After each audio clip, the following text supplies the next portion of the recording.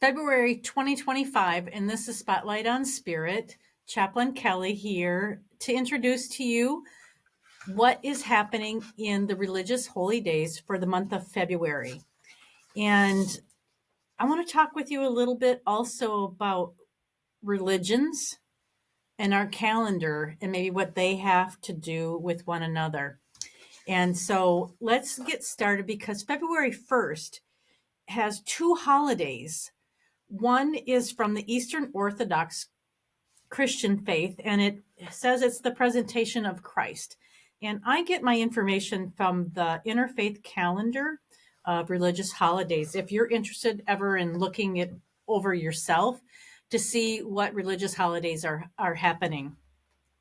But this is the day that commemorates the presentation of the infant Jesus at the temple, symbolizing his dedication to God. It's a time for Eastern Orthodox Christians to reflect on faith, family, and renewal. One of the things I really appreciate about religious practices is they build in to their rituals times for reflection. We're sometimes moving so fast in our American culture and maybe even around the world that time for reflection,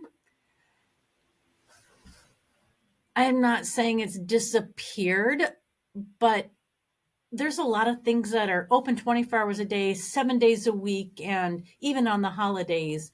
And so you really have to protect your time and the family and know that time alone and time with community to reflect upon where you've been, where you're going, the things that you would like to do, the things that you haven't done, things that are real, things that are unrealistic. All of that is part of that reflecting time.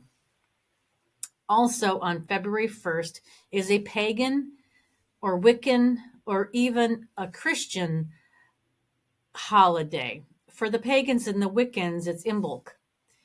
And Imbolc marks the midpoint between the winter solstice and the spring equinox. And it celebrates the return of the light and the stirrings of new life. To me, this is beautiful because we live in a seasonal time, don't we?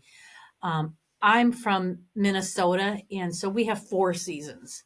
Right now, it's winter time. I'm looking forward to the springtime. And we have a 12-month calendar, and that 12-month calendar invites us to mark time, to reflect on, once again, where we've been and what we're moving into. So the pagans and the Wiccans have Imbolc, and they celebrate the lengthening of the days. If you are a Gaelic Christian, you would call this day St. Bridget's Day.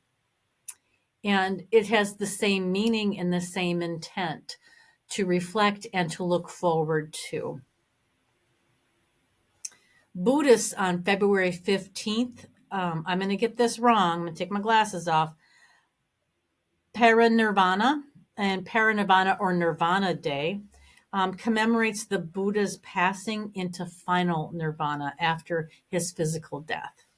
And it's observed through meditation and teachings, reflecting on impermanence and compassion. If you look at that religious holiday schedule, you're going to start to see common themes in religion: compassion, reflection, silence, worship. All these are elements of religious practices. February 24th is going to have the Coptic Orthodox Christians observe the Great Lent. The Great Lent is a period of fasting, prayer, and repentance, which is leading up to Easter in the Coptic Christian faith. It's a time of spiritual discipline, reflection, there's that reflection again, and seeking closer communion with God. On the 26th of February, rounding out the end of the month, you have the Hindus. Oh, got to read this one too. Mahashivaratri.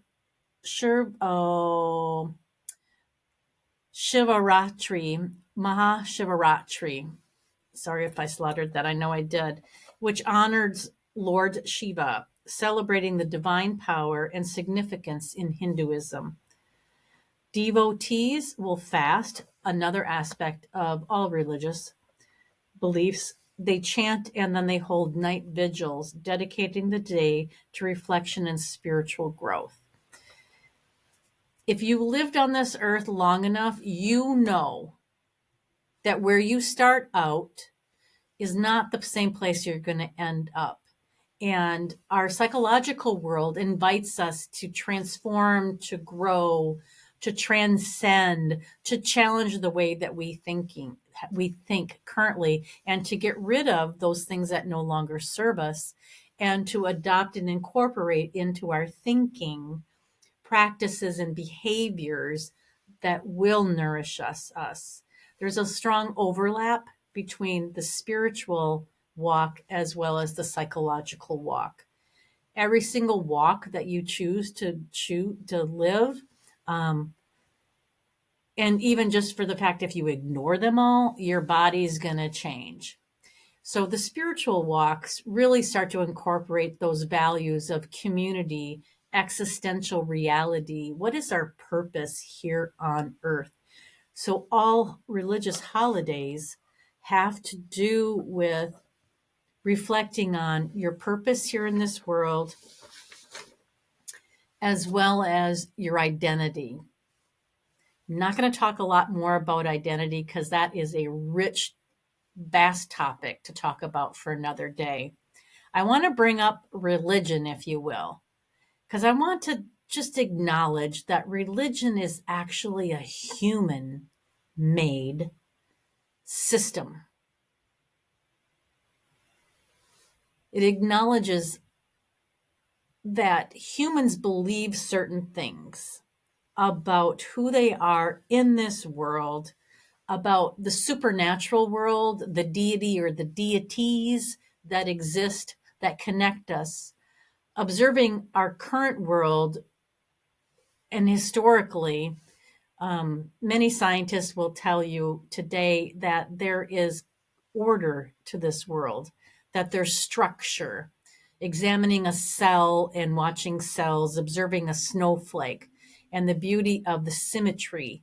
All of these are evidence of systems, of organization. Human beings, to a large degree in the religious world, exist for specific purposes. We have value because of our deities or deity. And so even though religion is a human structure that has a doctrine, religion is the only place that you can examine throughout this whole world, historically or even current, that offers up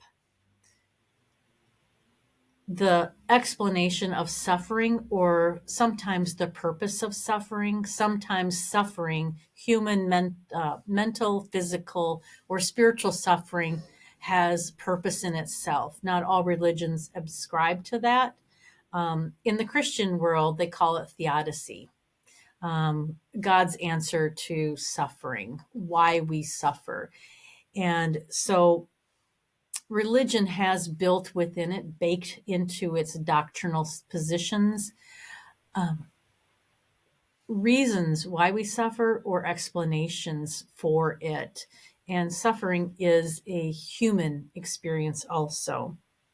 And so I offer that to you because we talk a lot about spiritual things, and religious things are not a hot topic, but spirituality is a hot topic. And you can have a spiritual practice without having a religious doctrinal position that you practice. Your spirituality is your human essence. We can't escape the fact that we are spiritual beings. And you can exercise who you are spiritually or not. That's totally up to you. Much like you can exercise your physical being or not. Or you can exercise and challenge the way you think or not. Totally up to you. Choices that you get to make because you are a human being. You are free to decide if you want to or not. You're always going to have to ascribe to some structure if you're going to eat. And that's even if you're a hermit living nowhere, you have to follow the seasons and what will grow in your climate. So you can't get away from some form of structure. So, whether or not you choose to practice a spiritual, religious faith or not, I hope that you can join with me and respect that we're all humans, we're all different, and those that have a religious belief have holy days or holidays. I'm Chaplain Adelsman. I thank you for your time.